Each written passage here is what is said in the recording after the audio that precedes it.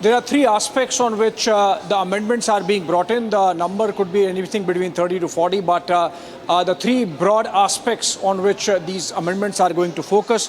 One is gender representation in terms of gender balance on the National Council and the state Waqf boards. Also, the process which is followed to identify what properties constitute a Waqf property, and then of course the litigation, because almost 120 plus writ petitions pending in various high courts and even the Supreme Court on the powers of Waqf board to identify properties and certain aspects of the Waqf Act itself. And that is the reason why this omnibus amendment bill is being brought in, most likely to be introduced in the Parliament in the Lok Sabha tomorrow. And some of those amendments, for example, on gender representation by way of at least 2 women on the National Council of the Waqf, owe their origin to a very proper secular body like the Sachar Committee, as also, of course, a joint parliamentary committee, the 9th JPC, which had recommended some of the amendments.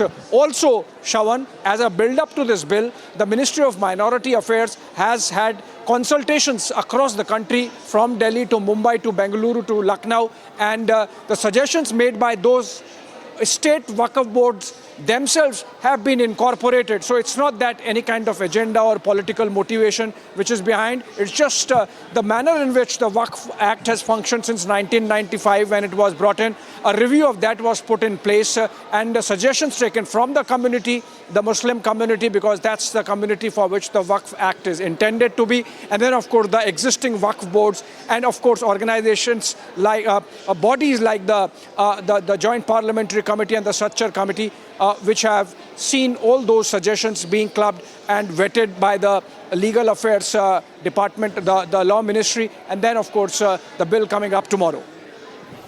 Just a quick question also, Abhishek, with regards to the survey powers.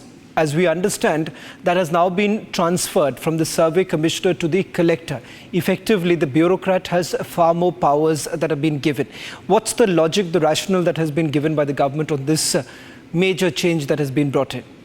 Well, the reason that is given for making the district magistrate oversee at the district level the decisions of a Waqf is because, remember, the district magistrate is also the revenue topmost revenue official in the district. In fact, the district magistrate is also called collector in many districts even now, because district magistrate essentially works under the revenue department of the respective state governments. They have all the revenue records of the land under their jurisdiction, which is the district. And so if a Waqf claims a particular property as a Waqf property, the revenue records are there with the district magistrate and the district administration. And that is why this oversight mechanism being introduced, so that the litigation part which I was mentioning, Shawan, is taken care of with some kind of vetting going into these claims that are made. And we have seen this very important clip going viral today from the Madhya Pradesh High Court,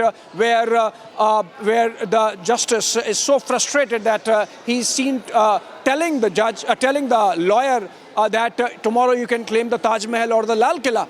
That does not mean that Taj Mahal and Lal Killa becomes a Waqf property. And this was in the instance of a monument which is declared so as a national monument, and Waqf in Madhya Pradesh was claiming it to be their property. And that is the reason why this district magistrate's oversight has been added, Shaman. Well, thank you very much for putting this into perspective. Well, it's expected that there would be fireworks in the Parliament tomorrow when the proposed amendment is brought in. But as the government says that this is basically far more encompassing, and there is a representation of women in the Waqf board, which did not happen in the past.